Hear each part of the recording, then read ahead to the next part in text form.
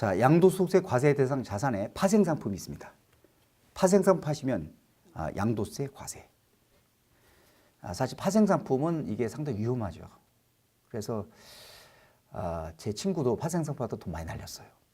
어떻든 간에 돈을 벌면 세금을 내는 겁니다. 파생상품. 양도소득세는 10% 과세예요. 그러면 종전에 양도세 과세 대상인 파생상품이 뭐냐? 첫째, 국내 장내 파생상품. 코스피 주가지수 관련된 파생상품 법이 열거돼 있었어요. 코스피 200 선물, 코스피 200 옵션, 코스피 200 선물 미니 코스피 있어요. 미니 쪽 포함해서. 그 다음에 코스피 200 ELW, 주식 워런트 증권. 그걸 과세했던 거예요. 근데 이거 말고도 다른 주가지수 관련된 파생상품이 또 있어요. 딴 것도 있어. 근데 이것만 과세한다고 돼 있어요. 그래서 파생상품 간의 형평성이 좀 안 맞는 거죠. 그래서 이번에 법을 바꿔서 모든 국내 장내 파생상품, 주가지수 관련된 건 모두 다 과세하겠다. 이렇게 바꾼 거예요. 추가로 들어간 것이 코스닥 150 선물과 150 옵션, 그 다음에 KRX 300 선물, 섹터 지수 선물, 배당 지수 선물 등등 다 나머지도 과세하겠다고 추가한 겁니다. 두 번째, 해외 장내 파생상품 뭐 똑같고요. 그 다음에 주가지수 관련된 장외 파생상품도 과세하겠다. 그래서 파생상품 과세 대상이 확대됐다는 내용입니다. 주의할 점은 이 개정 내용은 2019년 1월 1일부터 시행하는 게 아닙니다. 4월 1일부터 시행해요. 4월 1일부터. 그래서 좀 준비할 시간을 좀 줬죠. 자, 그리고 그 다음 강의는 양도소득세 산출세 계산 문제입니다. 산출세. 자, 우리가 부동산을 팔았을 때, 부동산. 토지 건물이죠. 부동산에 관한 권리.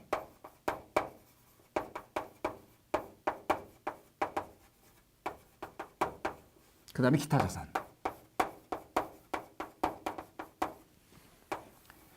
이 세 가지 자산은 양도소득세율이 기본세율이에요, 원래. 기본세율.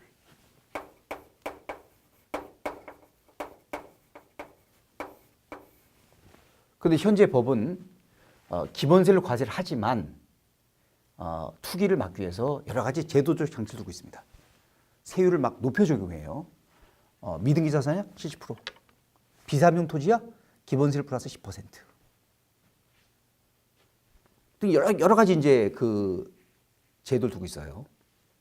그런 문제가 어떤 사람이 자산 두 개를 판 거예요. 하나는 일반 자산, 하나는 비삼용 토지. 그러면 이건 기본세를 곱하고 이거는 기본세율 플러스 10%예요. 그러면 각각 세를 곱해버리면 과표가 쪼개져 버려요. 누진세가 낮아져요, 둘 다. 10% 업해시켜도 세액이 합쳐 계산할 때보다 적게 나올 수도 있어. 이건 말도 안 되는 거죠. 세율을 높게 적용하는 이유가 뭡니까? 세금 많이 거두려는 거죠. 혜택 주려는 게 아닙니다.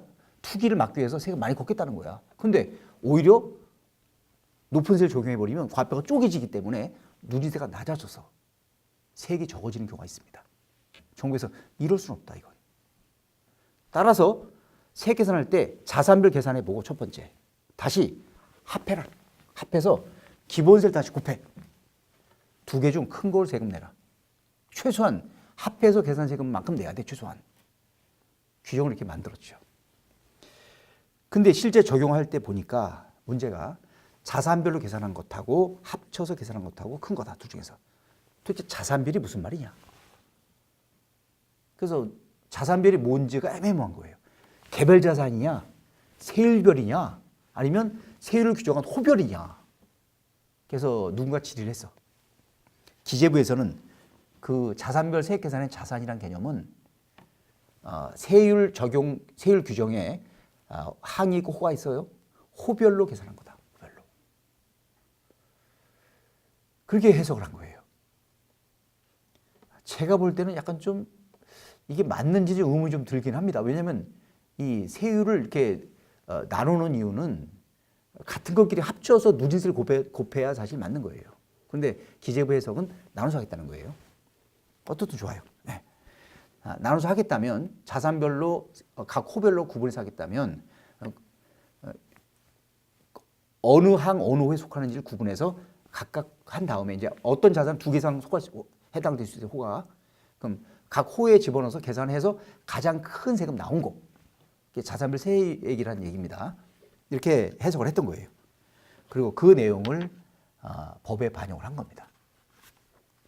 그래서 자산별이라는 개념은 그 세율 적용하는 규정, 세율 규정에 그 각 호별로 세율이 규정되어 있어요. 호별로 항호별로 쭉. 호끼리 같은 것도 있습니다. 어떻든 구분된 그 호별로 계산한 세액을 합친 거다. 또 어떤 자산이 두 개 상승에 해당되면 각각 적용한 다음에 큰 거, 그중 큰 게 자산별 세액이다라는 내용입니다. 자, 여기까지 강의를 좀 마치고요. 다음번 강의는 임대주택 관련된 강의입니다. 수고하셨습니다.